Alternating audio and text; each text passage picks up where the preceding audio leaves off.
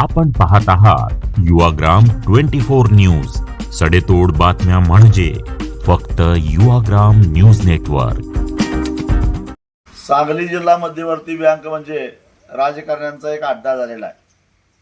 इथल्या सगळ्या नेत्यांचा राजकारण सांभाळण्यासाठी बँकेमध्ये अनेक घोटाळे होतात, भ्रष्टाचार होतात आणि त्याच्यावर सातत्यानं पांघरून घातलं जातं। या संदर्भामध्ये शासनाकडे अनेक वेळा मी तक्रारी केल्या आहेत, उदाहरणासहित तक्रारी केल्या आहेत। दुर्दैवानं सरकार सुद्धा याच्याकडे लक्ष द्यायला तयार नाही। सध्या बँकेतल्या कर्मचाऱ्यांच्यावर संचालक मंडळाचा अंकुशच राहिलेला नाही आणि त्यामुळे या कर्मचाऱ्यांनी कदाचित त्याच्यामध्ये संचालक मंडळ सुद्धा सामील असू शकतं।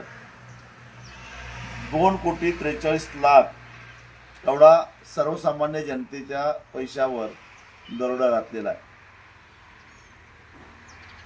तासगाव, निमणी, सिद्धेवाडी, हातनूर, नेलकरंजी, बसरगी या शाखामध्ये हा घोटाळा झालेला आहे।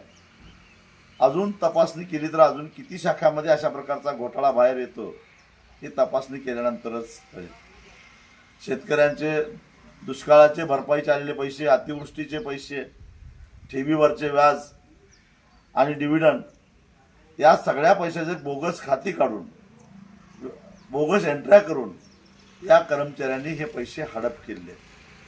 अर्थात त्याला पाठबळ असणारच, राजकीय पाठबळ असणार आणि म्हणून मी शासनाला विनंती केली आहे, मुख्यमंत्र्यांना, उपमुख्यमंत्र्यांना, सहकार सचिवांना, सहकार आयुक्तांना पत्र लिहून विनंती केली आहे की पहिल्यांदा या बँकेवर प्रशासक नेमा आणि सखोल चौकशी करा। एकतर या बँकेचा 31 मार्च 2023चा जो ताळेबंद आहे तोच धादांत खोटा आहे। ॲडजस्टमेंटसाठी केलेला हा ताळेबंद आहे, त्यामुळे याची सखोल चौकशी झाली तर दूध का दूध आणि पाणी का पाणी होऊन जाईल। सर्वसामान्य जनतेला दिलासा देणारी अशी ही बँक आहे, या जिल्ह्याची अर्थवाहिनी आहे।